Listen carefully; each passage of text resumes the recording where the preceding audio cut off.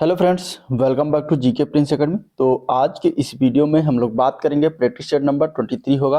वैसे देखा जाए तो घटना चक्र के बुक से लिया गया है प्रैक्टिस सेट, तो ये तीसरा प्रैक्टिस सेट है उसका, और हमारा ओवरऑल जो है ये 23वां प्रैक्टिस सेट चल रहा है। ठीक है। और इलाहाबाद हाई कोर्ट एग्जाम्स के लिए steno, group C, group D और ड्राइवर के लिए जो था ये प्रैक्टिस सेट चला रहे हैं। इसमें टोटल 100 क्वेश्चन है, तो मतलब फुल प्रैक्टिस सेट हम करने वाले हैं। तो चलिए स्टार्ट करते हैं। स्टार्ट करने से पहले अगर आप लोग चैनल पर नए हो तो सब्सक्राइब नहीं किया तो चैनल को सब्सक्राइब करना मत भूलिएगा और वीडियो को भी लाइक कर दीजिएगा। ठीक है। इसमें अगर हम बात करें तो देखिए, पहले हम इसमें इंग्लिश देखेंगे, फिर इसके बाद 25 क्वेश्चन के बाद हम मैथ देखेंगे, फिर जीएस, फिर हिंदी। ये क्वेश्चन इस तरीके से 100 टोटल देखने वाले हैं। चलिए पहला क्वेश्चन लेते हैं इंग्लिश का। दिया गया है कि the following sentence has been split into 4 segment. ये 4 सेगमेंट में बटा हुआ है। एक ये हो गया, एक ये हो गया, एक ये हो गया और एक ये हो गया। ठीक है। इसमें हमें बताना है कि गलती कहाँ पर किया गया है, ग्रामेटिकल एरर किस स्थान पर किया गया है। दिया गया है कि I brought an apple from a place you recommended me earlier, मतलब मैंने खरीदा एक सेब जहां से अभी जल्द में आपने क्या किया था, रिकमेंड किया था। तो गलती कहां पर किया गया है। देखिए त्रुटि की बात करेंगे तो यहाँ पर गलती किया गया है अ प्लेस यू रिकमेंडेड में। अ प्लेस यू रिकमेंडेड के स्थान पर होना चाहिए था द प्लेस यू रिकमेंडेड। ठीक है। यहाँ पे अ नहीं होना चाहिए था, यहाँ पे द होना चाहिए, क्योंकि ये डेफिनेट आर्टिकल का इसलिए द का प्रयोग है क्योंकि ये जो आप प्लेस रिकमेंड करेंगे वो एक स्थायी होगा और उसको मतलब वो पता होगा कि वहां से आप बिल्कुल एक स्पेसिफिक बता रहे हैं। ठीक है। तो वहां पे द का प्रयोग होना चाहिए था, ना कि ए का प्रयोग होना चाहिए था। तो गलती ए पार्ट में है, आंसर ए पार्ट करेक्ट हो जाएगा। Next question, fill in the blanks with following sentence with correct alternative. यहाँ पे भरना है और आर्टिकल ही भरना है। यहाँ पे London is dash European city, कौन सा आर्टिकल यूरोपियन के पहले लगेगा। तो देखिए यूरोपियन की अगर हम बात करेंगे तो ये जो है यहाँ पे ए लगेगा, क्योंकि ये अगर हम बात करें यूरोपियन की तो इसको जो आप जो है पहला अक्षर जो है हिंदी में अगर देखा जाएगा तो जब आप इसको साउंड प्रोड्यूस करते हैं तो या से आता है। ठीक है। यूरोपियन इस तरीके से करके लिखा जाता है। तो यहाँ पे थोड़ा सा चेंज रहता है, इसलिए यहाँ पे क्या हो जाएगा, ए का प्रयोग है। अब ई के अनुसार यहाँ पे एन का होना चाहिए था, लेकिन यहाँ पे जब प्रोनाउंस करते हैं तो यू निकल के आता है। यू जो होता है ये क्या है, ये स्वर नहीं है। तो स्वर नहीं है तो यहाँ पे ए का प्रयोग किया जाएगा, मतलब आ का प्रयोग किया जाएगा। ठीक है। जो कि कंसोनेंट अगर आ जाता है तो वहाँ पे आ का प्रयोग होता है, जैसे कि आ यूनिवर्सिटी हो गई, आ यूनिट हो गया। ठीक है। तो इस तरीके से जहां पे यूनिवर्सिटी, यूनिट, यूरोपियन इस तरीके से आ जाए तो वहां पे ए का प्रयोग किया जाएगा। तो ए आंसर हो जाएगा। नेक्स्ट क्वेश्चन है select the most appropriate option to fill in the blanks. History is not only a very vast subject, मतलब हिस्ट्री केवल वास्ट सब्जेक्ट नहीं है, मतलब बड़ा सब्जेक्ट नहीं है। वेरी इंट्रीग्यूटिव मतलब बहुत दिलचस्प है। तो यहाँ पे भरा क्या जाएगा जिससे कि ये सही हो जाए। तो क्वेश्चन नंबर 3 में अगर देखा जाए तो यहाँ पे एंड भरा जाएगा। ठीक है। History is not only a very vast subject and very intriguing, मतलब कि हिस्ट्री केवल बड़ा सब्जेक्ट ही नहीं है ये, जबकि ये क्या है, बहुत ही दिलचस्प है।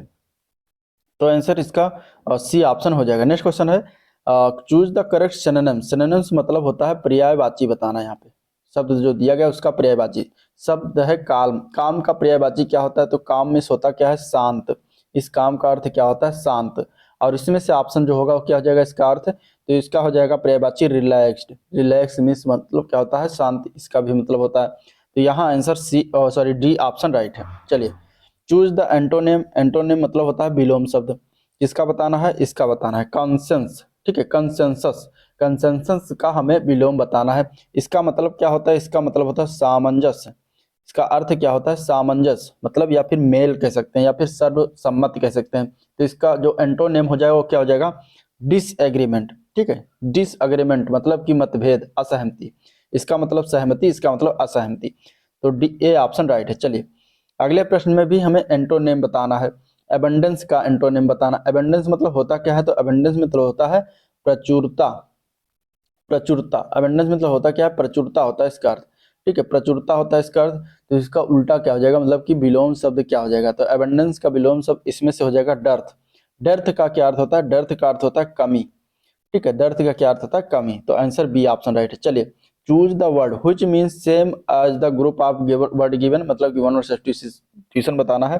A group of ships sailing together, इसको एक अर्थ में क्या करेंगे, तो शिप्स मतलब जलियानों के समूह का जो साथ साथ अगर बात करें नौचालन, सेलिंग मतलब होता है नौचालन। तो इसको हम एक साथ में क्या कहेंगे, तो उसको हम कहते हैं फ्लीट। क्या कहते हैं, फ्लीट कहते हैं। फ्लीट मतलब होता है जहाजों का बेड़ा या फिर जहाजी बेड़ा, जिसमें आपके जहाज होते हैं और नौचालन इस तरीके से होते हैं, ठीक है। तो फ्लीट उसको कहा जाएगा एक शब्द में। क्रूजर्स तो दिया गया है, क्रूजर्स मतलब होता है युद्धपोत, यानी जंगी जहाज जो होता है क्रूजर्स कहते हैं। वेसल्स मिस होता है पोत, वेसल्स मिस क्या होता है, पोत यानी जलयान, ठीक है। और इसका एक अर्थ वेसल्स में नस भी होता है, ठीक है। नेवी, नेवी मतलब जल सेना, नौसेना लड़ाई के जहाजों का बेड़ा नेवी कहा जाता है। तो ये हो गया आंसर, इसमें बी ऑप्शन सही है। चलिए अगला प्रश्न है question number 8, identify the correctly spelled word, ठीक है। इसमें से कौन सा गलत वर्ड लिखा हुआ है। तो यहाँ देखिए एकोमोडेशन की अगर हम बात करेंगे तो C option, sorry correctly spelled मतलब सही वर्ड बताना हमें, तो सी ऑप्शन में अगर देखते हैं एकोमोडेशन, तो ये सही रूप से लिखा हुआ है। इसका भी अर्थ क्या होता है, सामंजस्य, सामंजस्य भी इसका अर्थ होता है, सामंजस्य। अब ये इसका जो सही अर्थ रूप से लिखा तो सी पार्ट लिखा है, बाकी सारे के वर्तनी जो है क्या है, गलत है। तो क्वेश्चन नंबर 8 का आंसर सी है। चलिए अगले प्रश्न की तरफ चलते हैं, क्वेश्चन नंबर 9। क्वेश्चन नंबर 9 क्या दिया गया है, क्वेश्चन नंबर 9 है select the incorrectly spelled word, मतलब गलत वाला हमें बताना है इसमें से। डाउन ट्रॉडन, हेराइकल, ठीक है, गारंटी, स्ट्रक्चरल, कहाँ पे गलती किया गया। तो यहाँ पे हेराइकल अगर हम बात करते हैं बी पार्ट, तो ये गलती है। इसका अगर शुद्ध वर्तनी देखते हैं तो क्या होता है, HIERARCHICAL होता है, CAL होता है, ये होता है। तो यहाँ पे गलती जो है किया गया, बाकी सारे सही है। इनकरेक्टली वर्ड जो है बी पार्ट है, इसका मतलब होता है वर्गीकृत, वर्गीकृत। चलिए अगले प्रश्न देखते हैं, क्वेश्चन नंबर 10। बताना इसमें ग्रामेटिकली एरर दिया गया है, कहीं जो अंडरलाइन है, ऑप्शन अवेलेबल ऑफ मी। अब ये पूरा पढ़िए, what are the option available of me for a change of career. इसमें गलती कहाँ किया गया है, तो यहाँ अगर हम देखते हैं क्वेश्चन नंबर 10 में, तो ऑप्शन अवेलेबल ऑफ मी जो लिखा हुआ इसके स्थान पर ऑप्शन अवेलेबल टू मी का प्रयोग उचित होगा। तो ये होना चाहिए था सी पार्ट, इसमें सी पार्ट सही हो जाएगा, ठीक है।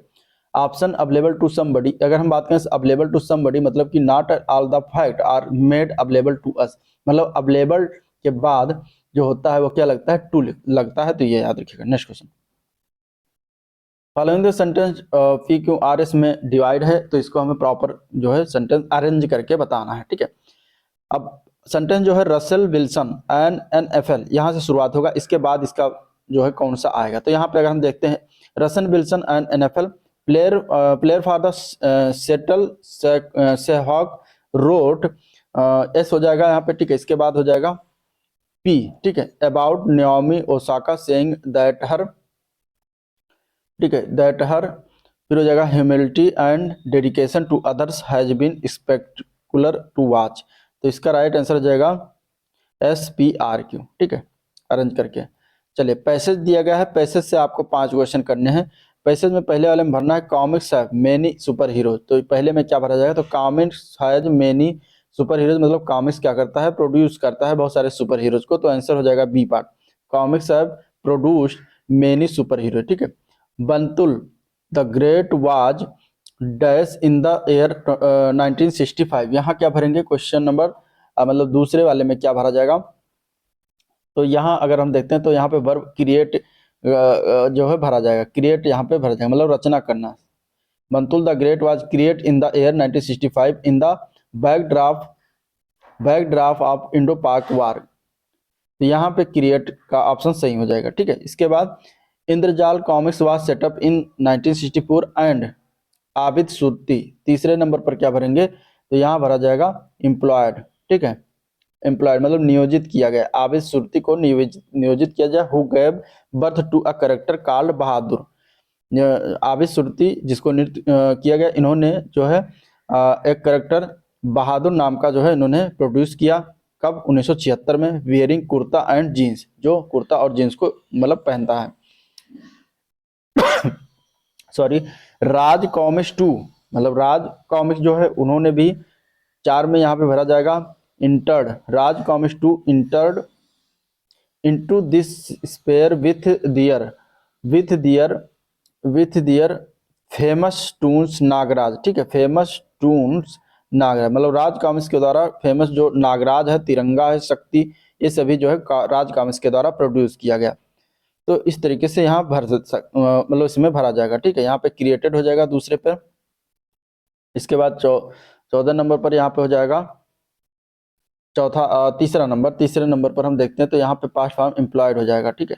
फिर इसके बाद इसमें हम क्या भर देंगे, इंटर्ड। फिर इसके बाद क्वेश्चन नंबर 5 में हो जाएगा फेमस। चलिए अब अगला देखते हैं, टू च्यू द कड।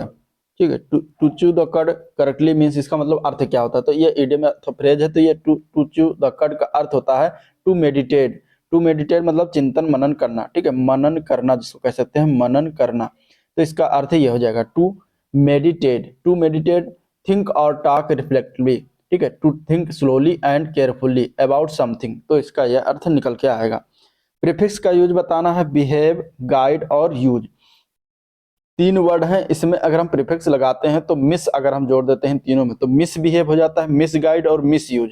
तो ये तीनों एक अलग अर्थ देता है, तो यहाँ सी ऑप्शन राइट हो जाएगा। ठीक है, चलिए चूज द करेक्ट सेंटेंस। सही वाला सेंटेंस हमें बताना है, इसमें से कौन सा सही करेक्ट सेंटेंस दिया गया है।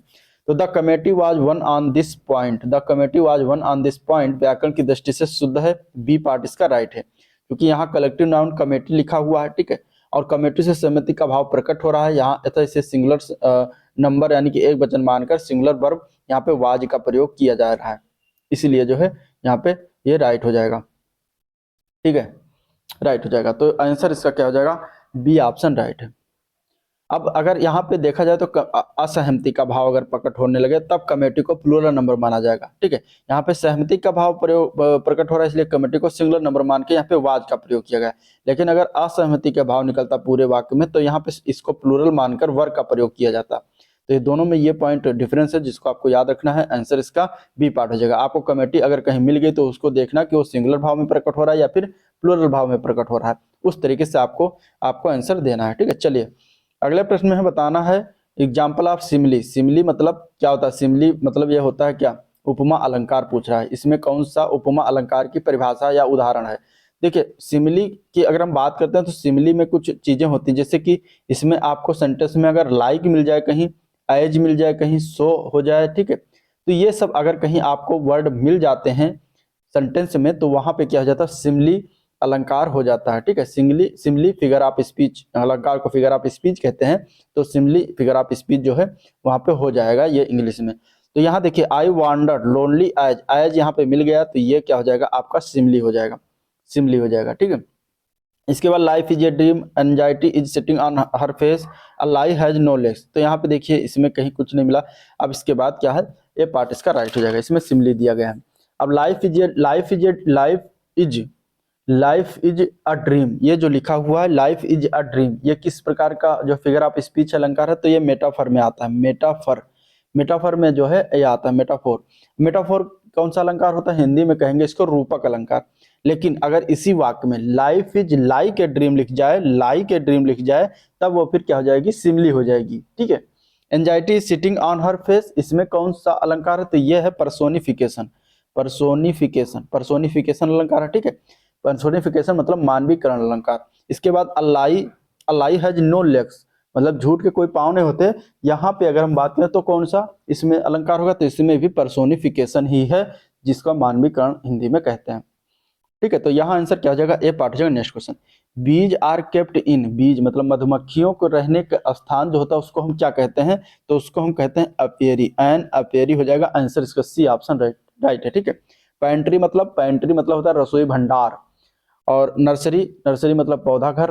ठीक है, एक्वेरियम मतलब जलाशय या जल शाला या फिर मछली घर कह सकते हैं एक्वेरियम। तो यहाँ पे आंसर क्या हो जाएगा, C part. Next question, the idiom green eyed monster, इसका अर्थ क्या होता है, ये इडियम मुहावरा है, इसका अर्थ क्या होगा, तो इसका अर्थ होता है to be jealous, to be jealous होता है। आंसर ए पार्ट हो जाएगा, मतलब कि jealousy personified as a monster that attack people, jealousy, the phrase comes from Shakespeare's play Othello। ठीक है, use as a way of talking about being jealous, मतलब कि एंग्री अथवा जो है unhappy because somebody has something you with you had, or because somebody you have loved so interest in something else, यानी कि ईर्ष्या जलन इसको कह सकते हैं हिंदी में। ठीक है, चलिए pick out the correct question tag बताना। अब देखिए people shouldn't think drink and drive. अब देखिए यहाँ पे जो लगा होता है हेल्पिंग वर्ब, इसी को हम इसको अगर ये निगेटिव लगा तो यहाँ पे पॉजिटिव लिख दें, अगर ये पॉजिटिव लिखा तो यहाँ पे क्वेश्चन टैग निगेटिव हो जाता है। तो यहाँ पे निगेटिव है शुडंट, तो शुडंट का क्या हो जाएगा पॉजिटिव, स्टूडेंट का हो जाएगा शुड दे, तो ये क्वेश्चन टैग इसका हो जाएगा शुड दे। ठीक है, शुड दे। मॉडल वर्ब जो होता है निगेटिव सेंटेंस अगर स्टूडेंट का प्रयोग होता है तो वहां पे नियम होता है कि पॉजिटिव सेंटेंस के साथ निगेटिव क्वेश्चन टैग का प्रयोग होता है और निगेटिव सेंटेंस के साथ पॉजिटिव क्वेश्चन टैग का प्रयोग किया जाता है। तो यहाँ पे आंसर ए पार्ट है। नेक्स्ट क्वेश्चन, क्वेश्चन नंबर 24 में हमें ABCD दिया गया है, उसमें बताना कि एरर कहाँ पर किया गया। You are learning English for the last 1 year but you show no improvement at all. कहाँ गलती किया गया है? वाक्य में अगर हम देखते हैं तो present continuous tense are learning का प्रयोग किया गया। ठीक है, ये present continuous tense are learning का प्रयोग हुआ है, जबकि यहाँ प्रेजेंट परफेक्ट कंटिन्यूअस टेंस मतलब हैव बीन प्लस वर्ब की फर्स्ट फॉर्म लर्न के अंत में आईएनजी का प्रयोग होना चाहिए था। ठीक है, और क्योंकि वाक्य के अंत में क्या है, पीरियड ऑफ टाइम फार का प्रयोग किया गया, इसलिए यहाँ पे हैव बीन प्लस वर्ब का फर्स्ट फॉर्म लर्न के अंत में आईएनजी का प्रयोग होना चाहिए। तो वाक्य से स्पष्ट हो रहा है कि अंग्रेजी सीखने के कार्य जो है पिछले 1 वर्ष से जारी है, परंतु उसके अंग्रेजी सीखने में कोई सुधार नहीं हुआ है, इसका अर्थ हो जाता है। तो गलती कहाँ पर किया गया? गलती इसमें ए पार्ट में त्रुटि है। ठीक है, ए पार्ट में यू आर लर्निंग इंग्लिश, तो यू आर की जगह पे होना चाहिए you have been. You have been, you have been learning. ठीक है, LEARNING, ये इसका सही राइट, क्योंकि यहाँ फॉर लगा हुआ है, फॉर की वजह से यहाँ पे आर लर्निंग की जगह पे हैव बीन लर्निंग होना चाहिए था। चलिए क्वेश्चन नंबर 25 देखते हैं। क्वेश्चन नंबर 25 दिया गया, select the sentence in which the article has wrongly used.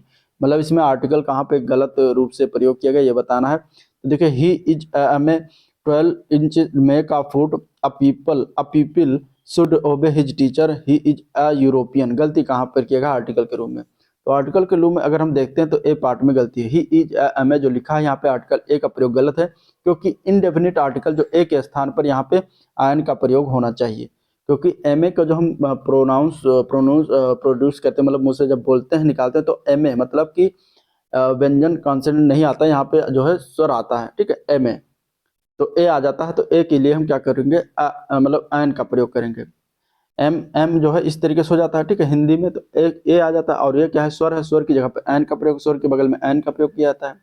जैसे NMP, NFIR, NSDO, NHMT, ये सभी क्या है, ये सभी जो है एन प्रयोग किया जाता है। ठीक है, और बाकी ए यूरोपियन ये सही है, क्योंकि यहाँ पे देखेंगे तो इंग्लिश वॉवेल है, लेकिन अगर हिंदी में देखेंगे तो या आएगा, यूरोपियन बोला जाएगा, तो इसलिए यहाँ पे हिंदी के अनुसार यहाँ पे ए का प्रयोग होगा। ठीक है, ए यूरोपियन, ए यूनिवर्सिटी, आ यूनिट, आ जो है आ वन आइड मैन, तो इस तरीके से प्रयोग करेंगे। आंसर यहाँ पे ए पार्ट हो जाएगा। ठीक है, तो ये हो गया। अब हम देखेंगे मैथ के क्वेश्चन। चलिए क्वेश्चन नंबर 26 देखते हैं। दिया गया है आंकड़ों के अलग अलग अंक प्राप्त करने वाले कक्षा ए के छात्रों की संख्या दर्शाते हैं। इस तरीके से हमें बताना है ए का माध्य अंक क्या होगा। तो इसमें हम क्या करेंगे, सबसे पहले हम निकालेंगे माध्य यानी कि x से, फिर बारंबारता निकालेंगे, फिर इसके बाद f इंटू एक्स निकालेंगे, f इंटू एक्स को हम जोड़ेंगे जो आएगा, और इसके बाद हम f को जोड़ेंगे, मतलब बारंबारता को जोड़ेंगे जो आएगा, इन दोनों को डिवाइड करेंगे, इसके बाद हमारा माध्य निकल के आएगा। ठीक है, तो चलिए इस तरीके से हम एक चार्ट पहले बना लेते हैं। ठीक है, चार्ट बनाएंगे। चार्ट के लिए हम इस तरीके से प्रयोग करेंगे, इससे हो गया। ठीक है, यहाँ पे अंक लिख गया। ठीक है, अंक के बाद यहाँ पे x हो जाएगा, x मतलब माध्य हो जाएगा, फिर हो जाएगा f मतलब बारंबारता, फिर इसके बाद आ जाएगा आपका f इंटू एक्स। अब इसके बाद अंक क्या है, 0 से 2 दिया गया है, अंक 0 से 2 है, 2 से 4 है, 4 से 6, 6 से 8 है, 8 से 10 है, और 10 से 12 है। ये हो गया आपका अंक। ठीक है, तो इसका अगर हम निकालते हैं माध्य, तो माध्य कैसे निकलेगा, इन दोनों को जोड़ दिए, 0 + 2 यानी 2, और बाई 2 कर देंगे तो 1 आ जाएगा। ठीक है, इसके बाद 4 2 6, और 6 बाई 2 करेंगे तो 3 आ जाएगा इसका माध्य, 6 4 10 बाई 2 तो 5 आ जाएगा इसका माध्य, 8 से 14 बाई 2 तो 7 आ जाएगा, 10 8 18 बाई 2 9 आ जाएगा, और इसके बाद 12 10 22 22 बाई 2 तो 11 आ जाएगा। इस तरीके से ये माध्य आ गया। अब f कैसे निकालेंगे, तो f दिया आ गया है, f क्या है, मान दिया गया है। क्या क्या दिया गया है, तो 3 दिया गया है, 4 है, 1 1 1 0 दिया गया है, ये है f का मान। अब इन दोनों को गुणा करिएगा तो हमारा fx निकल के आएगा, 3 × 1 3 हो जाएगा, 4 3 12 हो जाएगा, 5 एकम 5, 7 एकम 7, 9 एकम 9, और ये आ जाएगा 11 0 0 हो जाएगा। ये वैल्यू आ गई हमारी।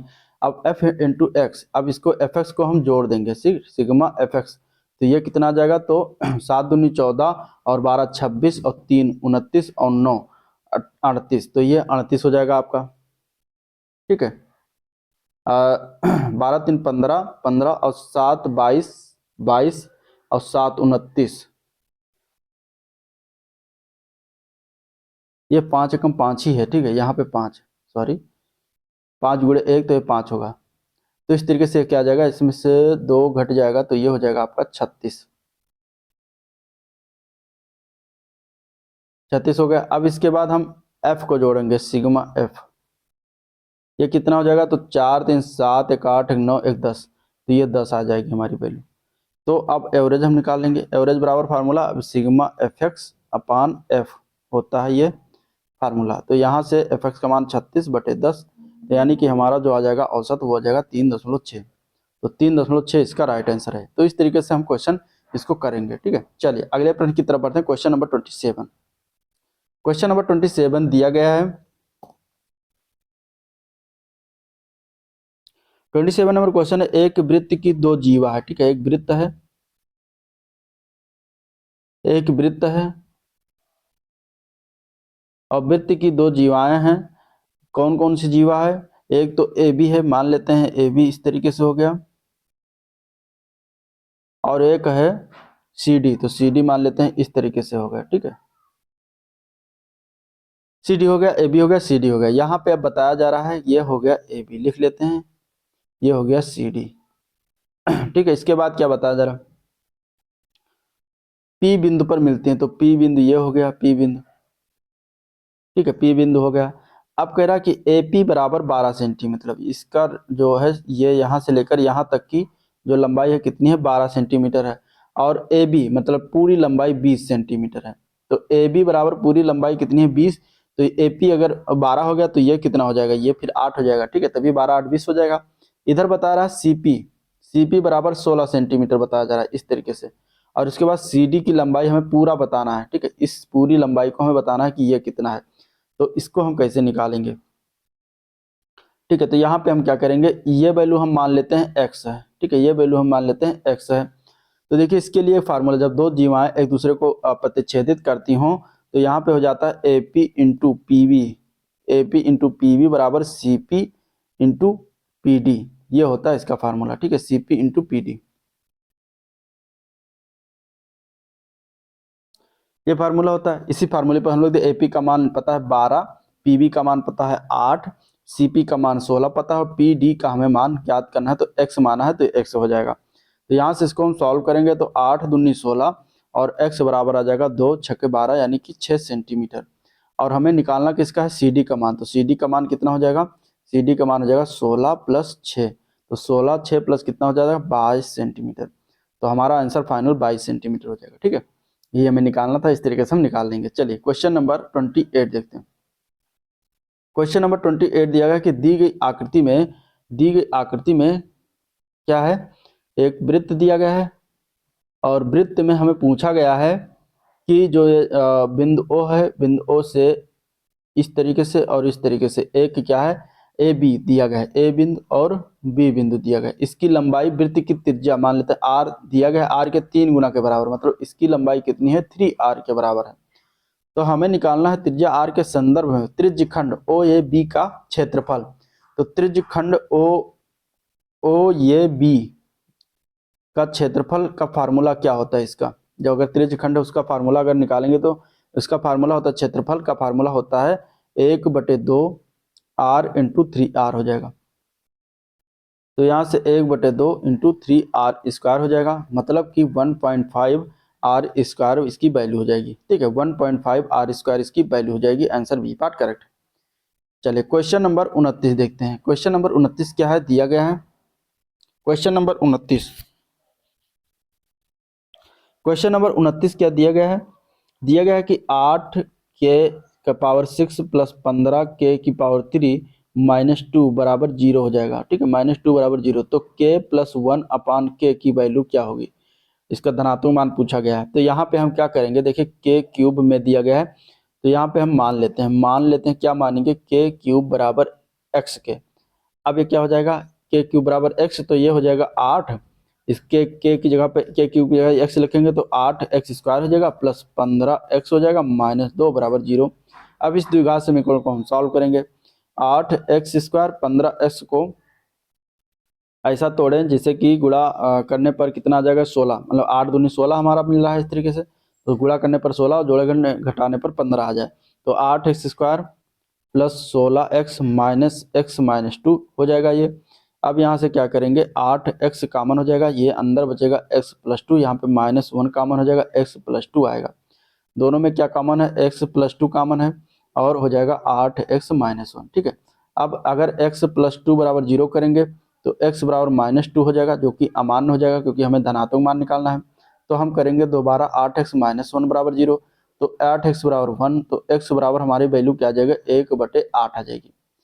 x बराबर क्या आ गया, 1/8 आ गया। हमने माना क्या था, हमने माना था के क्यूब बराबर x के क्यूब बराबर x के माना था। तो अब यहाँ पे के क्यूब का मान कितना हो जाएगा, यहाँ पे रख देंगे, x का मान 1/8 हो जाएगा। ठीक है, यानी के का वैल्यू आ जाएगा 1/2। के की वैल्यू क्या आ जाएगी, 1/2। यहाँ से हमें मान क्या ज्ञात करना है, के प्लस 1 अपान के का वैल्यू ज्ञात करना है। तो 1/2 प्लस 1 अपान 1/2 हो जाएगा, यानी कि 1/2 प्लस ये 2 ऊपर चला जाएगा, तो इस तरीके से हो जाएगा।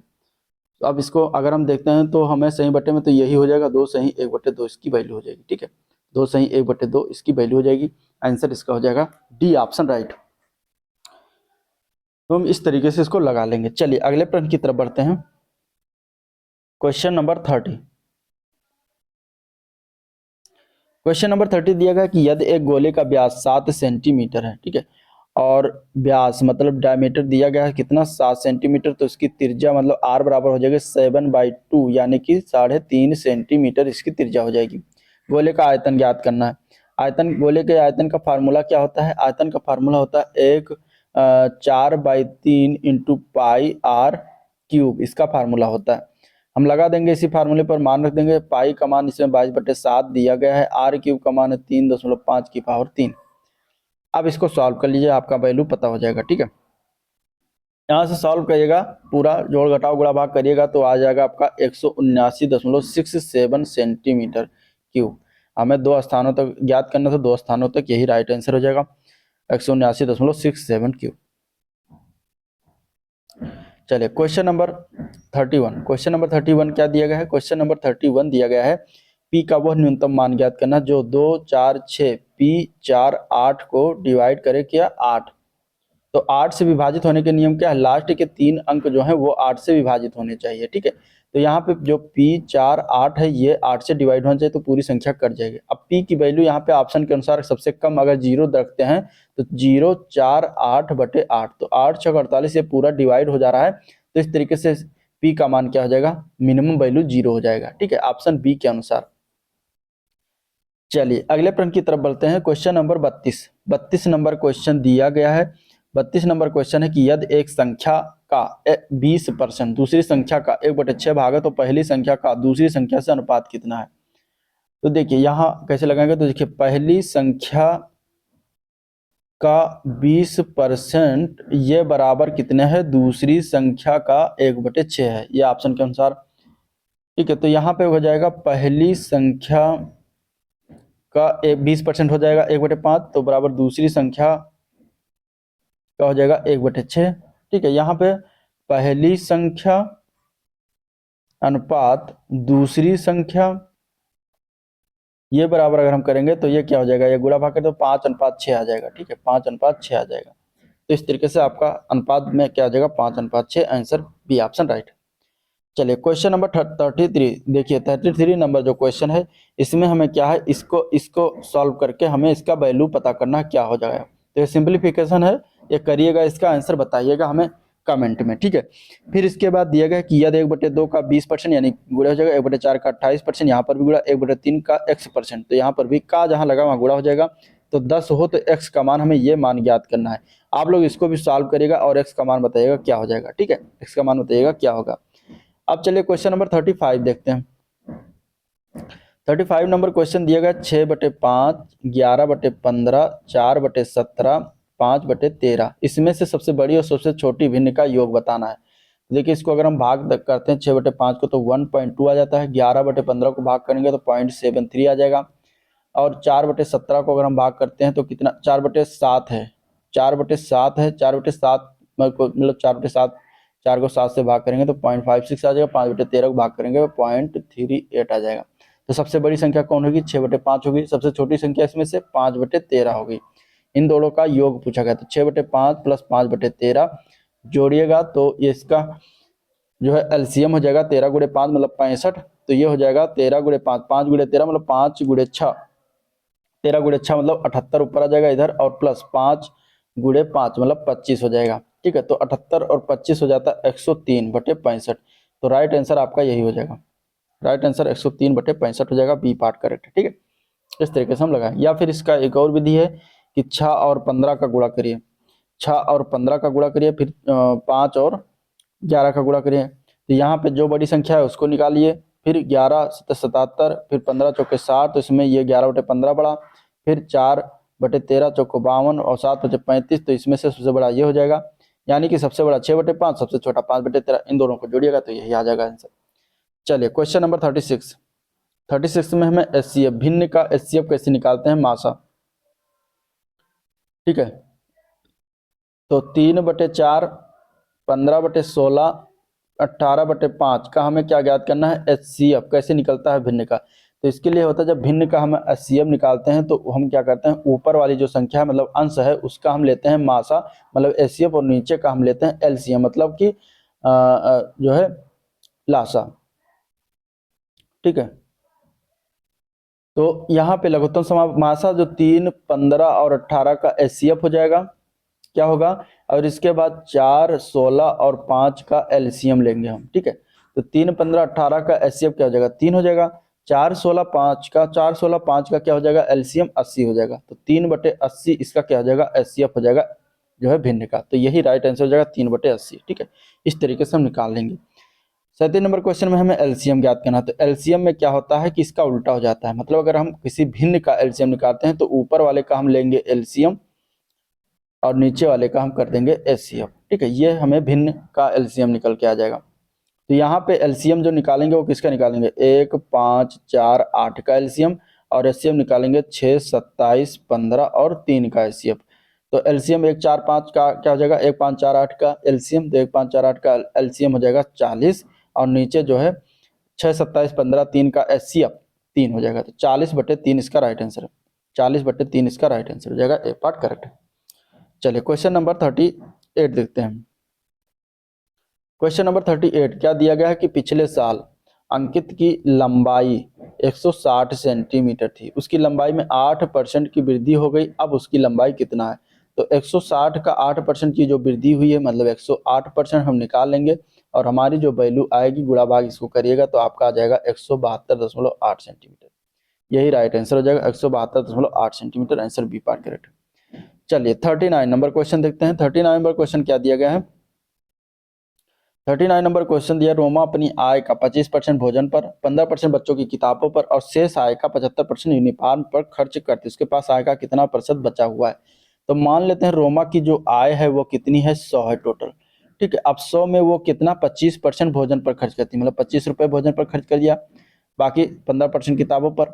ठीक है, इसके बाद शेष बचा कितना, तो 25, 15, 40, 100 में से 40 जाएगा तो यहाँ बचेगा शेष जो बचेगा 60 बचेगा।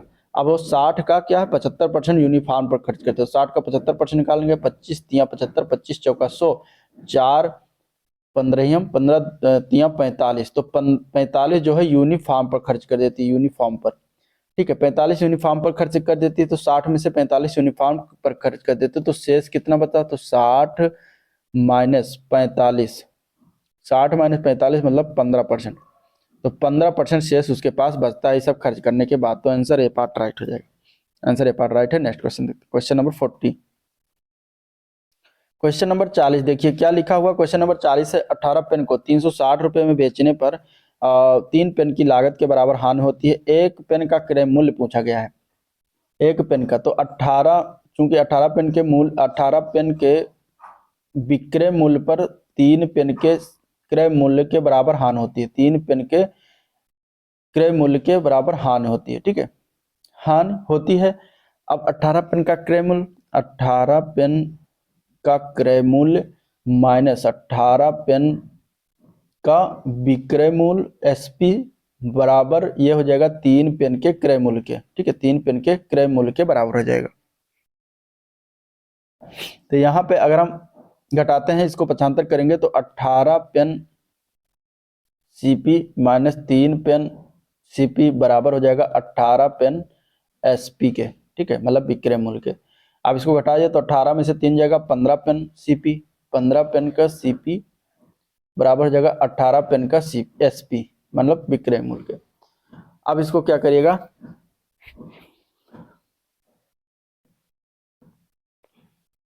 15 पेन का क्रय मूल्य, 15 पेन का क्रय मूल्य दिया गया है। 15 पेन का क्रय मूल्य कितना दिया गया है, 360 रुपये, क्योंकि 18 पेन का CP जो है वो 15 पेन के क्रय मूल्य के बराबर, तो 360 रुपये के बराबर हो जाएगा। तो यहाँ से एक पेन का क्रय मूल्य हम निकाल लेंगे। एक पेन का क्रय मूल्य कितना हो जाएगा, तो 360 बटे 15। अब इसको डिवाइड करिएगा तो 24 रुपये आ जाएगा इसका फाइनली आंसर, ठीक है, 24 रुपये। हमें यही निकालना था 24 रुपये, तो आंसर C ऑप्शन राइट हो जाएगा, 24 रुपये। चलिए क्वेश्चन नंबर 41 देखते हैं। क्वेश्चन नंबर 41 क्या है, 41 दिया गया कि एक दुकानदार 1 किलोग्राम बाट के स्थान पर 940 ग्राम बाट का उपयोग करता है, ठीक है, मतलब 60 ग्राम तो ऐसी में फायदा लेता है। इस वजन का उपयोग करके वो 4% लाभ पर बेचता भी है, ठीक है। तो वास्तविक लाभ परसेंटेज उसका क्या है ये बताना है। तो 940 ग्राम का बाट प्रयोग करता है, तो 940 ग्राम का अगर CP निकालते हैं तो कितना हो जाएगा, 940 रुपये। अगर 1 रुपये प्रति किलोग्राम बेचता है, प्रति ग्राम 940 रुपये हो जाएगा। और 4% पर सामान बेचता है, 4% पर सामान लाभ पर जो है बेचा जाता है, लाभ है 4% लाभ पर सामान बेचा जाता है। तो ओवरऑल अगर देखा जाएगा 1000 ग्राम पर सामान का विक्रय मूल्य क्या हो जाएगा, SP। तो 1000 गुणे 104, 4% का लाभ होता है, तो उसको जोड़ देंगे 104 में, मतलब गुणा कर देंगे, तो 104 गुणे 10 मतलब 1040 रुपये का वो बेचता है ओवरऑल। तो 1040 का वो बेचता है, तो जो है उसका परसेंटेज वास्तविक लाभ क्या हो जाएगा, अभीष्ट लाभ। तो 1040 का बेचता है, 940 रुपये का सामान है, और ये 940 रुपये CP नीचे गुणा कर देंगे, परसेंटेज में कर देंगे तो हमें परसेंटेज प्रॉफिट पता चल जाएगा, ठीक है। ये हो जाएगा आपका 100 रुपये, 100 रुपये का लाभ कमाता है 940 पर ओवरऑल, तो 100 से गुणा करेंगे, इस तरीके से आपका आ जाएगा ये वैल्यू 100 गुणे 10 मतलब कि 1000 बटे 94। इसको भाग करिएगा आप लोग, भाग करने के बाद इसका वैल्यू आ जाएगा 10.64%। यही आपका प्रॉफिट लॉस लाभ हो जाएगा, 10.64%। आंसर डी ऑप्शन राइट है, ठीक है। चलिए क्वेश्चन नंबर 42 देखते हैं। क्वेश्चन नंबर 42 क्या दिया गया, 42 नंबर क्वेश्चन, एक दुकानदार 9 खिलौने खरीदने पर 3 खिलौने मुफ्त देता है तथा सभी खिलौने क्या है, समान प्रकार के हैं। ग्राहक को मिलने वाली छूट परसेंटेज क्या है, ग्राहक को मिलने वाली छूट परसेंटेज पूछा गया है। अब जो छूट होता है वो किस प्रकार परसेंटेज, जो डिस्काउंट परसेंटेज निकालते हैं तो क्या होता है कि जो मुफ्त का सामान है, मुफ्त का सामान है उसको क्या करेंगे, टोटल सामान से डिवाइड कर देंगे, ठीक है। टोटल सामान से हम क्या करेंगे, डिवाइड कर देंगे, इंटू 100 कर देंगे, तो हमारा डिस्काउंट निकल के आएगा। तो मुफ्त सामान 3 है, टोटल खिलौने कितने हैं, तो 3 + 9 हो जाएगा, इंटू 100 हो जाएगा, ठीक है। तो ये हो जाएगा 3/12 इंटू 100, 3 चौक 12, 100/4, यानी कि ये 25% आपका टोटल डिस्काउंट हो जाएगा। 25% आपका क्या हो जाएगा, टोटल डिस्काउंट हो जाएगा। यही राइट आंसर है, 25%, ठीक है, 25% आ जाएगा। चलिए क्वेश्चन नंबर 43 देखते हैं। क्वेश्चन नंबर 43 क्या है, 43 नंबर क्वेश्चन है कि एक कॉलेज के 20 विद्यार्थी एक होटल में गए, उनमें से 19 में से प्रत्येक ने अपने भोजन पर 175 रुपये खर्च किए, और 20वें विद्यार्थी ने सभी 20 के औसत से 19 रुपये अधिक खर्च किए। तो हमें निकालना है कि उनके द्वारा खर्च की कुल राशि कितनी होगी। अब देखिए इस टाइप के क्वेश्चन में हम क्या करेंगे कि मान लेते हैं कि 20वें माना जो 20वां छात्र है उसने कितना खर्च किया, उसने खर्च किया टोटल x रुपये, ठीक है, x रुपये खर्च किया, ये मान लेते हैं। तो प्रश्न के अनुसार अब 19 में से प्रत्येक ने अपने भोजन पर 175 रुपये खर्च किए, मतलब कि 20वां छात्र जो है 100 रुपये खर्च करता है, प्लस 19 लोगों ने कितना 175 रुपये खर्च किया, तो इसको गुणा कर देंगे इसमें, और टोटल संख्या कितनी है 20, तो 20 से भाग कर देंगे, और ये बराबर दिया गया है कि x रुपये जो खर्च हुआ है वो 19 रुपये अधिक खर्च किए सभी औसत से सभी। तो यहाँ पे जो औसत, ये हमारा औसत ही आ गया, ठीक है, ये एवरेज आ गया। तो कह रहा है कि x रुपये से 19 रुपये अधिक, तो x - 19 कर देंगे, तो ये बराबर हो जाएगा औसत से अधिक खर्च किया। इसको बराबर कर लिया गया एवरेज को। अब इसको हम कर लेंगे सॉल्व, तो सॉल्व करेंगे तो क्या हो जाएगा, x + 19 × 175 गुणा करिएगा 3325 रुपये, और ये बटे 20 जो होगा 20x हो जाएगा, माइनस 19 गुणे 20, 19 दूना 38, 380 रुपये हो जाएगा। ठीक है, ये हमारा आ गया। यहाँ से हम पक्षांतर करेंगे, 3325 रुपये प्लस 380 हो जाएगा और बराबर हो जाएगा 20x माइनस एक्स के हो जाएगा। ये आपका आ जाएगा value 19x, 20x minus x 19x बराबर हो जाएगा 3705 रुपये जुड़ जाएगा। तो x बराबर 3705 बटे 19 रुपये, यहाँ से इसको डिवाइड करेगा तो यह आ जाएगा 195 रुपये। तो x के द्वारा 195 रुपये अकेले खर्च किया गया। अब पूछा क्या गया कि टोटल राशि कितनी खर्च की गई, तो x ने 195 खर्च किया, तो टोटल राशि कितनी होगी, टोटल राशि खर्च, उसके लिए हम क्या करेंगे 19 गुणे 175 ये खर्च करते हैं पहले, प्लस x अकेले 195 खर्च करता है, तो ये हमारा टोटल आ जाएगा 3520 रुपये। 3520 इसका राइट आंसर है, जो कि हमारा दिया गया डी पार्ट में। ठीक है, 3520 इसका क्या है राइट आंसर, इस तरीके से हम निकाल लेंगे। चलिए अगले प्रश्न की तरफ बढ़ते हैं, क्वेश्चन नंबर 44। क्वेश्चन नंबर 44 क्या दिया गया, क्वेश्चन नंबर 44 दिया गया है कि एक धनराशि है ABC के बीच क्रमशः 3:2:5 में बांटा जाता है। C का हिस्सा B से 300 रुपये अधिक है, और तो A को B से कितनी अधिक धनराशि मिलेगी। ठीक है, तो यहाँ पे C और B के बताया जा रहा है कि 300 रुपये अधिक है, यानी कि 5x माइनस 2x बराबर ये दिया गया है 300 के, तो यहाँ पे 3x बराबर हो जाएगा 300 के, तो x बराबर हो जाएगा 100 के। ठीक है, x का मान 100 आ गया। तो इस प्रकार A की प्राप्त जो धनराशि है कितनी है, तो 3 इंटू एक्स है, मतलब 3 गुणे 100 हो जाएगा, बराबर हो जाएगा 300 रुपये A को प्राप्त हुआ। B को जो धनराशि प्राप्त है वो 2x है, तो 2 गुणे 100 हो जाएगा, 200 रुपये प्राप्त हुआ। और C को राशि जो प्राप्त हुआ वो कितना है 5 इंटू एक्स, तो 5x मतलब 5 गुणे 100 यानी कि 500 रुपये प्राप्त हुआ।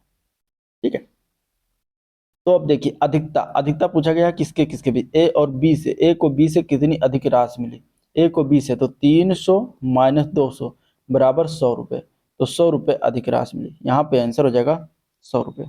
ठीक है, इस तरह निकालेंगे। चलिए अगला प्रश्न देखते हैं, क्वेश्चन नंबर 45। क्वेश्चन नंबर 45 दिया गया कि एक समिति के 15 सदस्यों की औसत आयु 4 वर्ष बढ़ जाती है जब 60 वर्ष और 70 की आयु वाले 2 सदस्य के स्थान पर 2 नए सदस्य आ जाते हैं। नए सदस्यों की औसत आयु ज्ञात करना। अब देखिए समिति में सदस्यों की संख्या टोटल कितनी है, टोटल है 15, और इसमें क्या होता है 60 और 70 वर्ष वाले व्यक्ति के स्थान पर 2 नए सदस्य शामिल हो जाते हैं, और उनके आने पर जो एवरेज होती है वो कितनी बढ़ जाती है, 4 बढ़ जाती है। ठीक है, क्वेश्चन में कहा गया तो 2 नए सदस्यों की औसत आयु क्या हो जाएगी, तो 2 नए सदस्यों की औसत आ जाएगी 4 गुणे 15, जो 4 औसत बढ़ा है टोटल 15 सदस्यों में से, तो 4 गुणे 15 हो जाएगा, प्लस 60 प्लस 70 और जोड़ देंगे, और ये बाई कर देंगे 2 के, 2 लोग आए हैं तो इसलिए 2 से डिवाइड करेंगे, तो 15 चौके से कितना हो जाएगा 60 दूना 120 और 70 190 बटे 2, ये हो जाएगा आपका एवरेज।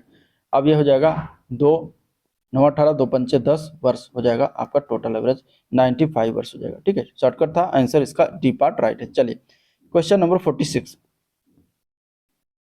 46 नंबर क्वेश्चन दिया गया कि एक आदमी 14 किलोमीटर प्रति घंटा की चाल से चल रहा है। प्रत्येक किलोमीटर के बाद वो 7 मिनट का आराम भी लेता है हर किलोमीटर में। वो टोटल चलना है उसको दूरी कितना, 7 किलोमीटर की दूरी उसको चलना है। अब 7 किलोमीटर में उसे कितना समय लगेगा, अब देखिए हर एक किलोमीटर पर 7 मिनट रुक जाता है, तो 7 किलोमीटर उसे चलेगा तो 6 बार वो रुकेगा, तो 6 बार रुकेगा मतलब 6 गुणे 7 बराबर 42 मिनट का इसी में टाइम ले लेगा रुकने में। ठीक है, 42 मिनट इसी में रुकने में टाइम ले लेगा। और कुल अगर हम बांटते हैं तो कुल समय क्या हो जाएगा, तो देखिए 7 किलोमीटर की दूरी 30 मिनट में तय करता है। ठीक है, क्योंकि 14 किलोमीटर की चाल से पर घंटा की चाल से चल रहा है, तो पहले वाले जो 1 किलोमीटर अगर 7 किलोमीटर 30 किलोमीटर में परंतु वो 1 किलोमीटर की दूरी पर 30 मिनट के लिए रुक जाता है।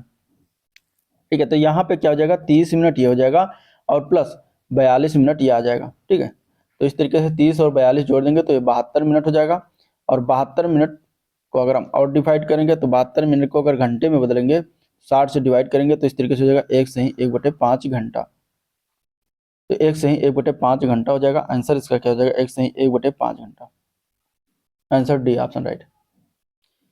चलिए 46 नंबर क्वेश्चन हो गया, आप देखते हैं 47 नंबर क्वेश्चन। 47 नंबर क्वेश्चन है कि आदमी अपनी यात्रा टोटल समय जो लगता है 6 घंटे में वो पूरा कर देता है। ठीक है, वो आधी दूरी मतलब कि अगर कुल दूरी d है तो d/2 दूरी वो तय करता है 30 घंटे में। ठीक है, d/2 दूरी कितने घंटे में? 30 किलोमीटर प्रति घंटा की चाल से समय लगाता है, और आधी जो दूरी है d/2 वो 50 किलोमीटर प्रति घंटा की चाल से चलता है। और इन दोनों को टोटल अगर आप बात करेंगे तो 6 घंटे लगते हैं इस तरीके से। ठीक है, दिया गया है, इसको सॉल्व कर लेंगे तो ये हो जाएगा आपका d/60 प्लस d/100 बराबर 6 के।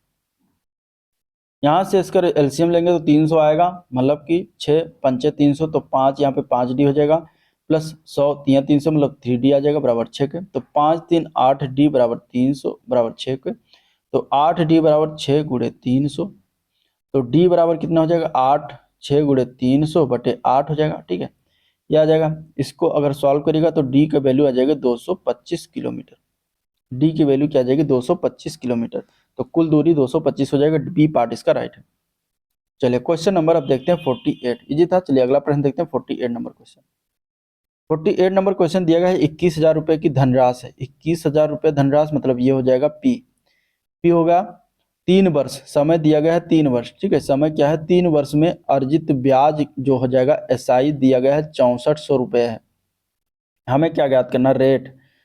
ठीक है, रेट निकालना है। तो देखिए सिंपल इंटरेस्ट बराबर होता है PRT/100। इसी पर हम लगाएंगे सिंपल इंटरेस्ट बराबर दिया गया है 6400। पी का मान है 21,000 गुणे आर का मान ज्ञात करना है, टी का मान 3 है, अपान 100 हो जाएगा। यहाँ से सॉल्व करेगा, ये 2 0 कैंसिल हो जाएगा।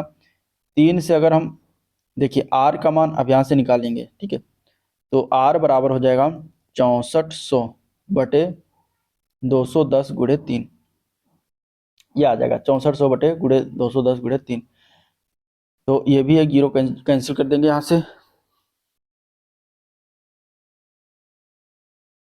इसके बाद इसको आप सॉल्व करिएगा, ये आ जाएगा 64 बटे 21 तिया 63, ये 640 बटे 63 हो जाएगा। तो आर अब जब इसको 63 डिवाइड करेंगे तो आपका आ जाएगा 10 सही 10 बटे 63%। ठीक है, रेट जो होता है परसेंट में आएगा, तो ये आपका आंसर हो जाएगा 10 सही 10 बटे 63। आंसर बी ऑप्शन इसके लिए राइट है। चलिए क्वेश्चन नंबर देखते हैं 49। क्वेश्चन नंबर 49 क्या दिया गया? क्वेश्चन नंबर 49 दिया गया है 62,500 रुपये पर 8% रेट की दर से 2 वर्ष का क्या है? वार्षिक रूप से संयोजित चक्रवृद्धि ब्याज ज्ञात करना है। तो 8% जो दिया गया है इसको अगर हम बटे में कन्वर्ट करते हैं तो हो जाता है 2/25। मतलब कि कोई मूलधन 25 रुपये की राशि हो जाती है अगले साल 27 रुपये की, और फिर ये 25 रुपये की मूलधन अगले साल 27 रुपये की हो जाती है। तो टोटल मूलधन आ जाता है 625 रेशियो का, 27 का रेशियो हो जाएगा 729 रेशियो के। ये मिश्र धन आ जाएगा। अब 625 यूनिट के दिया गया है 62,500 के, तो यहाँ से एक रेशियो का मान कितना आ जाएगा? 100। एक रेशियो का मान 100 आ गया।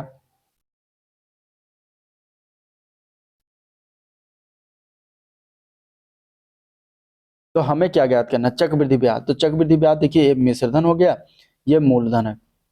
इन दोनों का अगर डिफरेंट लेते हैं तो आ जाता है 104, और 104 रेशियो जो हो जाता है ये चक्रवृद्धि ब्याज। हमारा जो यूनिट आया है एक रेशियो के 100, तो 104 रेशियो के क्या हो जाएगा? 104 रेशियो बराबर हो जाएगा 100 गुणे 104। ये हमारी वैल्यू आ जाएगी 104 गुणे 100, 10,400 रुपये। तो 10,400 रुपये इसकी क्या हो जाएगी? चक्रवृद्धि ब्याज हो जाएगा। अगर यहाँ मिश्र धन पूछा जाता तो 729 में हम क्या करते? 100 से गुणा कर देते, हमारा वैल्यू जो आता है 72,900, ये आपका मिश्र धन हो जाता है। ठीक है, इस तरीके से हम निकाल लेंगे। चलिए अगला प्रश्न देखते हैं। तो ये हो गया क्वेश्चन नंबर 49।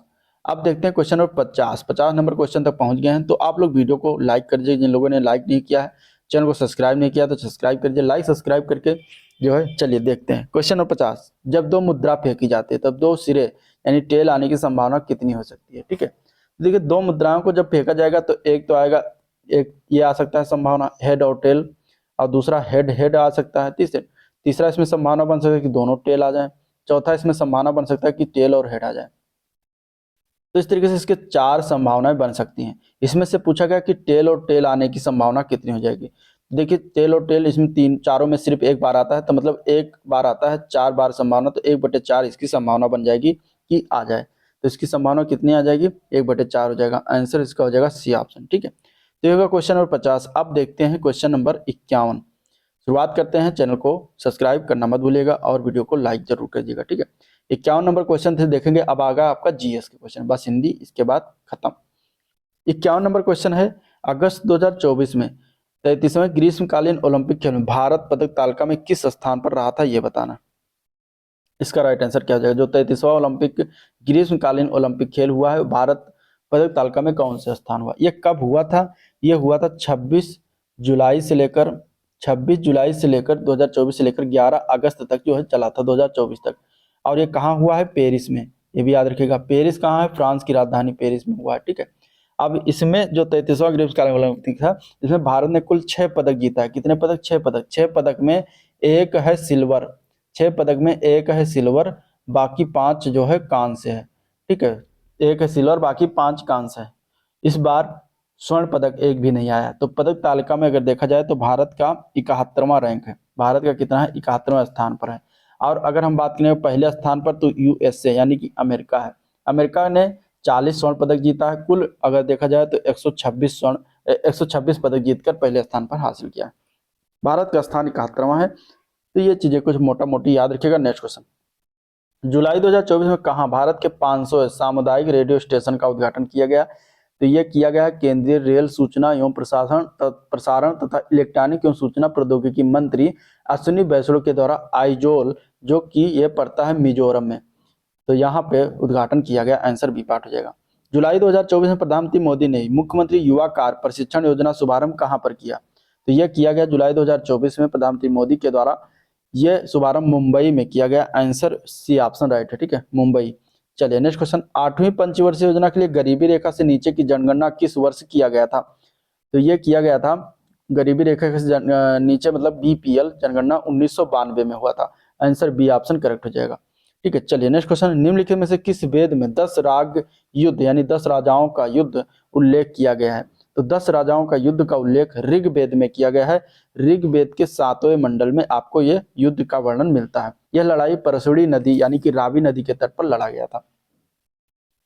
चलिए क्वेश्चन नंबर अगला देखते हैं। क्वेश्चन नंबर अगला है 56 नंबर क्वेश्चन है, यात्री इब्न बतूता जो आया था निम्नलिखित में से किस देश का था? ये इब्न बतूता जो था ये किस देश का मूल यात्री थे? तो ये था मोरक्को का निवासी। आंसर डी ऑप्शन हो जाएगा, ठीक है। ये भारत जो है तुगलक के शासन काल में 1333 ईस्वी में आया था।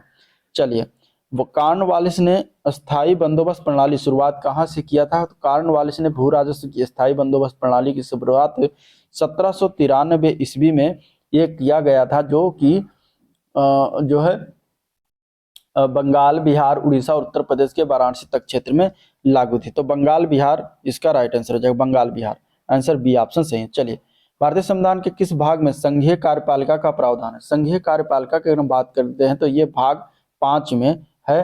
भाग 5 के अध्याय 1 में अंतर्गत संघीय कार्यपालिका का प्रावधान है, ठीक है। भाग 3 में क्या है? भाग 3 में मूल अधिकार के संबंधित चीजें हैं। भाग 4 में राज्य के नीति निर्देशक तत्व हैं। भाग 6 में राज्य का प्रावधान है। चलिए, भारत का राष्ट्रीय धरोहर पशु निम्नलिखित में से कौन सा है? राष्ट्रीय पशु की अगर हम बात कर देंगे तो राष्ट्रीय धरोहर पशु की बात करेंगे तो हाथी है। Answer B part. इसे 2010 में जो है हाथियों के संरक्षण की दिशा में कदम उठाते हुए उन्हें राष्ट्रीय धरोहर पशु घोषित किया गया था, ठीक है, सरकार के द्वारा। चलिए, भारत की पार्लियामेंट को क्या कहा जाता है? भारत की पार्लियामेंट जो होती है उसको संसद भी कहा जाता है। तो आंसर सी ऑप्शन है, ठीक है। यह संविधान का अनुच्छेद 79 में संसद के गठन के बारे में वर्णन किया गया। राज्य विधानसभा के 2 सत्र के बीच अधिकतम समय अंतराल कितना होता है? तो राज्य विधानसभा की अगर हम बात करेंगे तो अनुच्छेद 174 में राज्य विधानमंडल के सत्र, सत्रावसान और विघटन के बारे में जानकारी दिया गया है। इसमें क्या है कि राज्यपाल समय समय पर राज्य विधानमंडल के सदन या प्रत्येक सदन को ऐसे समय तथा स्थान पर जो वो ठीक समझे अधिवेशन के लिए आहूत करेगा, किंतु उसके एक सत्र के अंतिम बैठक और आगामी सत्र की प्रथम बैठक के लिए नियत तारीख के बीच 6 माह का अंतर नहीं होगा। तो इस प्रकार राज्य विधानमंडल के 2 सत्र के मध्य अधिकतम 6 माह का अंतराल होता है। तो आंसर हो जाएगा अधिकतम 6 माह, यानी कि ए पार्ट करेक्ट हो जाएगा, ठीक है। चलिए, पश्चिमी घाट और पूर्वी घाट का मिलन स्थल क्या है? पश्चिमी घाट और पूर्वी घाट, देखिए नीलगिरी की जो पहाड़ी है, नीलगिरी की जो पहाड़ी है पश्चिमी घाट और पूर्वी घाट का मिलन स्थल है। नीलगिरी की पहाड़ियां जो है तमिलनाडु, ठीक है, तमिलनाडु, कर्नाटक और इसके बाद केरल, इन तीनों राज्यों में विकसित है, फैली हुई है। ठीक है, तो यहाँ पे आंसर हो जाएगा नीलगिरी पहाड़ियाँ। इसकी सबसे ऊंची चोटी जो है वो दोद्दा बेट्टा नाम से जाना जाता है। पंजाब राज्य निम्नलिखित में से किस प्रकार प्राकृतिक संसाधन से समृद्ध है? तो पंजाब राज्य ये हो जाएगा उपजाऊ मिट्टी। पंजाब राज्य की मिट्टी जो है उपजाऊ मिट्टी है और भारत का अन्न भंडार इसे इसी कारण कहा जाता है। हरित क्रांति का पहला चरण मुख्य तौर पर दो फसल और उनके उगाए जाने वाले क्षेत्रों तक सीमित था। निम्नलिखित में से कौन सा इन दो फसलों का सबसे अच्छा निरूपण करता है? तो हरित क्रांति में जो दो फसल थे वो था गेहूं और चावल। आंसर ए पार्ट करेक्ट हो जाएगा। ठीक है, चलिए भारत की सबसे पुराना एल्युमिनियम रिफाइनरी संयंत्र कौन सा है? तो भारत में सबसे पुराना एल्युमिनियम रिफाइनरी संयंत्र जो है एरी एल्युमिनिया संयंत्र है। आंसर ए पार्ट हो जाएगा। ठीक है, ये मोरी जो है works of Hindalco industry limited Bharat की पहली एल्युमिनियम रिफाइनरी जो 1948 में जो है इसको स्टेब्लिश किया गया था। चलिए नेक्स्ट क्वेश्चन देखते हैं, क्वेश्चन नंबर 66। निम्नलिखित में से किस अवधि को भारत में जनसंख्या विस्फोट की अवधि के रूप में जाना जाता है? तो वो कौन सा अवधि था? तो यहाँ प्रश्न में देखेंगे तो 1951 से लेकर 81 तक की अवधि जो थी जनसंख्या विस्फोट के रूप में जाना जाता है। आंसर ए पार्ट राइट है। चलिए अगला प्रश्न देखते हैं, क्वेश्चन नंबर 67। किसी तरंग की आवृत्ति उसके किसके व्युत्क्रम होती है बताना। तो देखिए दोलन करने वाली जो वस्तु होती है 1 सेकंड में जितने दोलन करती है वो उसकी आवृत्ति होती है और इसे n से प्रदर्शित करते हैं। तो n बराबर होता है 1/t, मतलब आवर्तकाल के क्या होती है व्युत्क्रम होती है। तो आवर्तकाल इसका आंसर सी ऑप्शन हो जाएगा। कॉलम 1 को गैस है, गैस को गंध के साथ सम्मिलित करना है। Column 1, column 2 CO2 gas. CO2 gas किस प्रकार की गैस होती है? तो CO2 मतलब कार्बन डाइऑक्साइड जो कि एक रंगहीन गैस होती है और यह गंधहीन गैस होती है। तो CO2 का A का 2 हो जाएगा। ठीक है, इसके बाद आता है H2S। H2S मतलब कि हाइड्रोजन सल्फाइड। ये गैस जो होती है रंगहीन गैस होती है जिसमें सड़े हुए अंडे जैसी गंध आती है। तो B का हो जाएगा 1। और SO2 मतलब सल्फर डाइऑक्साइड, ये रंगहीन और तीव्र गंध वाली गैस होती है। तो इस तरीके से C का 3, तो A का 2, B का 1, C का 3। तो यहाँ पे C ऑप्शन करेक्ट है। चलिए अगला प्रश्न, निम्नलिखित में से कौन सा विटामिन हमारी त्वचा और आंखों को स्वस्थ रखने में सहायता करता है? ठीक है, तो इसका आंसर क्या हो जाएगा? 69 का आंसर हो जाएगा ए पार्ट, विटामिन ए। चलिए अगला प्रश्न है, निम्नलिखित में से कौन सा एक विषाणु जनित रोग, वायरस जनित रोग इसमें से कौन सा हो जाएगा? तो वो है चिकन पॉक्स। ठीक है, चिकन पॉक्स जो होता है वेरिसेला जोस्टर वायरस जिसको कहते हैं, इसके कारण होता है। तो यहाँ पे ये वायरस जनित रोग है। नेक्स्ट क्वेश्चन, निम्नलिखित में से कौन सा सभी जीवित जीवों के लिए ऊर्जा का अंतिम स्रोत है? सभी जीवों के लिए अंतिम स्रोत जो है वो है सूर्य। तो आंसर ए पार्ट करेक्ट है। निम्नलिखित में से कौन सी बेरोजगारी किसी अर्थव्यवस्था में मंदी का परिणाम है? तो देखिए इसमें से अगर देखा जाए तो चक्रीय बेरोजगारी जो है ये समग्र बेरोजगारी का वो घटक होता है जो सीधे आर्थिक उत्थान और मंदी के चक्रों से उत्पन्न होती है। ये आमतौर पर मंदी के दौरान बढ़ती है तथा आर्थिक विस्तार के दौरान घटती है, अर्थात यह किसी अर्थव्यवस्था में मंदी का परिणाम होता है। चलिए प्रधानमंत्री आवास योजना शहरी किस केंद्रीय मंत्रालय द्वारा शुरू की गई थी? प्रधानमंत्री आवास योजना शहरी किस केंद्रीय मंत्रालय के द्वारा शुरुआत किया गया था? तो ये वर्ष 2015 में केंद्रीय आवास और शहरी मामलों के मंत्रालय के द्वारा शुरुआत किया गया था। तो आंसर इसका ए पार्ट करेक्ट हो जाएगा। तो ए पार्ट इसका करेक्ट है। चलिए अगले प्रश्न की तरफ चलते हैं। 74 नंबर क्वेश्चन दिया गया है, पुष्कर मेला किस राज्य में लगता है या किस राज्य का लोकप्रिय सांस्कृतिक उत्सव है पुष्कर मेला? तो पुष्कर मेला जो है राजस्थान राज्य में लगता है। आंसर ए पार्ट हो जाएगा। FDI का फुल फॉर्म बताना। FDI का फुल फॉर्म क्या होता है? तो FDI का फुल फॉर्म होता है foreign direct investment. Foreign direct investment होता है जो कि दिया गया है सी पार्ट में, फॉरेन डायरेक्ट इन्वेस्टमेंट। ठीक है, FDI फुल फॉर्म क्या होता है? फॉरेन डायरेक्ट मतलब विदेशी प्रत्यक्ष निवेश जिसको कहते हैं। आंसर इसका सी पार्ट है। नेक्स्ट क्वेश्चन अब दिया गया है आपके हिंदी का क्वेश्चन। चलिए देखते हैं कौन सा शब्द इसमें से पुल्लिंग शब्द है। 76 में अगर ए पार्ट देखें, जोगी, जोगी जो शब्द है ये पुल्लिंग शब्द है। ठीक है, बाकी सारे शब्द जो है स्त्रीलिंग शब्द है। अमावस्या, वस्त्री और नर्मदा ये सभी क्या है? स्त्रीलिंग शब्द है। नेक्स्ट क्वेश्चन है, माता शब्द का पुल्लिंग शब्द क्या होता है? माता शब्द का पुल्लिंग शब्द हो जाता है पिता, जो कि दिया गया है ए पार्ट में। चाय शब्द का प्रयोग किस वचन में किया जाता है? अगले प्रश्न बताना है। चाय शब्द जो है हमेशा याद रखिएगा एक वचन में प्रयोग किया जाता है। ठीक है, तो एक वचन इसका राइट आंसर हो जाएगा। संयुक्त अक्षर व्यंजन निम्नलिखित में से कौन कौन? संयुक्त अक्षर, संयुक्त अक्षर की बात करें दो अक्षरों से मिले हुए संयुक्त अक्षर, तो यहाँ पे अगर देखा जाए तो छ, त्र, ज्ञ, श्र ये चार अक्षर जो है ये क्या है? संयुक्त अक्षर कहलाते हैं। तो बी पार्ट हो जाएगा। घर, पहाड़, नदी किस संज्ञा के भेद के अंतर्गत आएगा? तो ये हो जाएगा जातिवाचक। ये सभी जाति व्यक्ति कर रहे हैं। ठीक है, नदी की जात, पहाड़ की जात, घर की जात, तो आंसर हो जाएगा बी पार्ट। ठीक है, एक ही प्रकार की वस्तुओं अथवा व्यक्तियों का भेद उसे जातवाचक संज्ञा कहते हैं। चलिए उत्तम पुरुष सर्वनाम किस भेद का एक प्रकार है? उत्तम पुरुष सर्वनाम। उत्तम पुरुष सर्वनाम, पुरुषवाचक सर्वनाम की अगर हम बात करते हैं तो उसके 3 भेद है। उत्तम पुरुष में आता है मैं और हम। मैं और हम, ये पहला आ जाता है उत्तम पुरुष। दूसरा इसमें आता है मध्यम पुरुष, तू, तुम, आप, और तीसरा होता है अन्य पुरुष। तो पुरुषवाचक सर्वनाम के 3 भेद। उत्तम पुरुष जो आता है ये किसके आता है? पुरुषवाचक सर्वनाम के अंतर्गत। तो आंसर हो जाएगा बी पार्ट। ठीक है। प्रताप सिंह का घोड़ा काला है, इसमें काला शब्द विशेषण की दृष्टि से क्या है? तो काला शब्द यहाँ पर देखेंगे तो इस वाक्य में काला शब्द में विधेय विशेषण के अंतर्गत आता है। ठीक है, विधेय विशेषण। विधेय विशेषण मतलब जो विशेषण विशेष के बाद प्रयुक्त होता है उसे विधेय विशेषण कहते हैं। तो यहाँ पे आंसर सी ऑप्शन राइट है। चलिए अगला क्वेश्चन है 83 नंबर क्वेश्चन। ऋषि की गाय बहुत दूध देती है, वाक्य में रेखांकित शब्द किस विशेषण का उदाहरण है?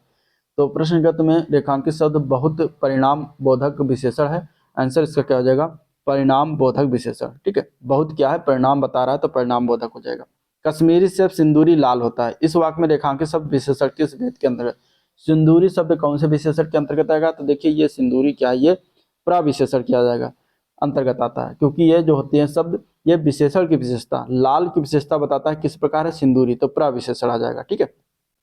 चलिए 84 के बाद 85 नंबर क्वेश्चन देखते हैं। राम श्याम की किताब पढ़ता है, इस वाक्य में क्रिया का कौन सा प्रकार है? तो राम श्याम की किताब पढ़ता है वाक्य में सकर्मक क्रिया है। ठीक है, सकर्मक क्रिया है क्योंकि इसमें क्रिया का प्रभाव कर्म पर पड़ रहा है। ठीक है, और वस्तुतः सकर्मक क्रिया जो है बिना कर्म के संपन्न नहीं हो सकती। चलिए सभी चिट्ठियां डाक से भेजी गई, इनमें कर्ता क्या है? तो सभी चिट्ठियां डाक से भेजी गई, इस वाक्य में कर्ता जो है वो क्या है? चिट्ठियां हैं। आंसर इसका डी ऑप्शन राइट है। उसने उसे छल से पराजित किया, इस वाक्य में छल में कौन सा कारक है? छल से पराजित करना, यहाँ पे कारक बताना है कौन सा कारक है। तो कारक की अगर हम बात करेंगे तो यहाँ पे कर्म कारक है। ठीक है, छल से कार हो रहा है, विकल्प भी सर यहाँ पे करण कारक हो जाए ना कि कर्म से आ रहा है ना, से जहां पर आ जाएगा वहां पे क्या हो जाएगा? कर्ण कारक हो जाएगा। छल से पराजित करना मतलब कि संज्ञा आज शब्दों के जिस रूप से क्रिया करने का साधन का बोध हो अर्थात जिसकी सहायता से कार्य संपन्न हो वहां पे कर्ण कारक होता है। तो मैंने आम खाया, अगले वाक्य में बताना है कि किस काल को प्रदर्शित करता है। तो ये आएगा आपका आसन्न भूतकाल में अंतर्गत आएगा। और आसन्न भूतकाल क्यों है? क्योंकि आसन्न भूतकाल में क्या होता है कि क्रिया की समाप्ति जो होती है निकट भूतकाल या तत्काल ही समाप्ति होती है। जैसे मैं चला हूँ, तो वस्तुतः जिसमें कार्य की समाप्ति का बोध उसे भूतकाल कहा जाता है। तो यहाँ पे मैंने आम खाया मतलब अभी आम खा के खत्म किया गया, तो ये इस तरीके से जनरली तो हो जाएगा भूतकाल, लेकिन ये अगर भूतकाल के अंतर्गत देखा जाएगा तो हो जाएगा जो है आसन्न भूतकाल। ठीक है, आसन्न भूतकाल इसका राइट आंसर हो जाएगा। चलिए अगले प्रश्न की तरफ चलते हैं। अब 89 से 93 क्वेश्चन आपको ये गद्यांश को पढ़ना है, गद्यांश को आप लोग पढ़िएगा, हम क्वेश्चन की तरफ चलते हैं। ठीक है, अक्षय का विलोमार्थी क्या? अगले क्वेश्चन है 89 नंबर। अक्षय का विलोमार्थ, अक्षय का विलोम शब्द होता है नाशवान। क्या होता है? नाशवान। ठीक है, जीवन का भरपूर आनंद कौन उठाता है? तो गद्यांश के अनुसार जीवन का भरपूर आनंद जो है साहित्य पठन पाठन का अवसर व्यस्तताओं के बीच निकाल लेने वाले लोग उठाते हैं। तो यहाँ पे हो जाएगा डी ऑप्शन, डी ऑप्शन इसका राइट है। चलिए अगले प्रश्न की तरफ बढ़ते हैं। क्वेश्चन नंबर 91, इस गद्यांश का उपयुक्त शीर्षक क्या है? तो गद्यांश को आप लोग जब पढ़िएगा तो उसको आपको शीर्षक निकल के आएगा इसका साहित्य की महत्ता। ठीक है, साहित्य के बारे में बातें किया गया, तो डी ऑप्शन राइट है। जीवन का बोध जगाने में किसका? गद्यांश को पढ़ने के बाद इसका आंसर क्या जाएगा? 92। तो इसमें साहित्य के महत्ता का वर्णन आता है, इसका साहित्य जो है 92 हो जाए। 92 में देखते हैं तो जीवन का बोध जगाने में, जीवन का बोध जगाने में साहित्य सार्थक भूमिका निभाता है, साहित्य सार्थक भूमिका निभाता है। गद्यांश को पढ़िएगा तो आंसर ए पार निकल आएगा। मनुष्य के जीवन को संस्कारित कौन करता है? तो गद्यांश के आधार पर मनुष्य के जीवन को जो है साहित्य संस्कारित करता है, तो आंसर बी ऑप्शन राइट है, साहित्य। चलिए, जो आंखों के सामने हो उसके लिए एक शब्द क्या होगा? जो आंखों के सामने हो उसके लिए एक शब्द होता है प्रत्यक्ष। क्या होता है? प्रत्यक्ष। ठीक है, स्वार्थी व्यक्ति की मित्रता अल्पकालिक होती है, इस अर्थ के लिए इनमें से कौन सा लोकोक्ति है? तो 95 की अगर बात करेंगे तो ओछे की प्रीत बालू की भीत जो लिया हुआ है, ये दिया हुआ है, इसका मतलब होता है स्वार्थी व्यक्ति की मित्रता अत्यंत क्या होती है? अल्पकालिक होती है। कमल नयन में कौन सा समास है? कमल नयन में समास पूछा गया कमल नयन। कमल नयन की अगर बात कर दें तो इसका पूर्व पद उपमान तथा उत्तर पद क्या है? उपमेय है, अर्थात इसका विग्रह कमल के समान नयन किया जाए तो कर्मधारय समास ये होगा, ठीक है। जबकि कर्मधारय समास ऑप्शन में नहीं दिया गया है, तो यहाँ पे क्या हो जाएगा, विग्रह करते हैं कमल के समान नयन, अर्थात जिसके, अर्थात विष्णु, भगवान विष्णु का जो है यहाँ पे अर्थ निकल के आएगा तीसरा अर्थ। तो इस तरीके से इसमें हो जाएगा बहुव्रीहि समास, ठीक है।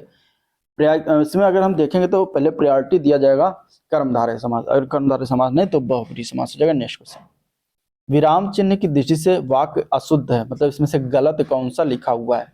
तो विराम चिन्ह की दृष्टि से अगर देखते हैं, हाँ मेरा यही विचार है, इसमें क्या है, ये गलत लिखा हुआ है, ठीक है। यहाँ पे हाँ के बाद कामा होना चाहिए था, जो कि नहीं है, तो इसलिए गलत है, बाकी सारे सही है। चलिए अगले प्रश्न, शुद्ध शब्द चुनिए, इसमें से शुद्ध शब्द कौन सा, गंगा जल, बेबुनियाद, बड़ा सा, चौपाया। इसमें से शुद्ध शब्द की बात करेंगे तो बड़ा सा जो है शुद्ध शब्द है, बाकी सारे गलत हैं, क्योंकि अनिश्चित परिणाम वाचक विशेषण में, परिमाणवाचक विशेषण में इसका प्रयोग किया जाता है। तो शुद्ध शब्द यहाँ पे गंगा जल में हाइपन नहीं होना चाहिए, बुनियाद में भी नहीं होना, चौपाया भी अलग नहीं होना चाहिए, तो सभी अलग, इसलिए गलत है। बाकी सारे कौन से सही हैं, सी पार्ट सही है। कबीरदास, तुलसीदास, सूरदास आदि कौन से काल के कवि हैं, तो ये तीनों की अगर हम बात करेंगे तो भक्ति काल के कवि हैं, आंसर बी ऑप्शन राइट है, ठीक है। चलिए, सियार का गुण स्वभाव और है, उचित विकल्प बताना है। सियार का गुण स्वभाव की अगर हम बात करेंगे तो सियार का गुण स्वभाव जो होता है वो धूर्तता होता है और चालाकी होता है, तो आंसर इसका बी ऑप्शन राइट है। तो यहाँ पे ये हो गया ओवरऑल 100 क्वेश्चन कंप्लीट। तो आज का ये वीडियो एंड करते हैं। चैनल को अगर सब्सक्राइब नहीं किया तो सब्सक्राइब के लिए, वीडियो को लाइक नहीं किया तो लाइक करके ही जाइएगा, ठीक है, और अपने दोस्तों में शेयर भी कर दिएगा, ठीक है। आज का वीडियो पर एंड करते हैं, मिलते हैं नेक्स्ट वीडियो में, तब तक के लिए थैंक यू। करंट अफेयर के लिए आपको एक वीडियो मैंने अपलोड किया गया है, इंडेक्स का अपलोड किया है, बहुत ही इंपॉर्टेंट है इस एग्जाम पॉइंट ऑफ व्यू से, तो उसको भी जरूर देखिएगा, आपके लिए बहुत ही हेल्पफुल होगा, ठीक है। चलिए आज के लिए इतना ही, थैंक यू।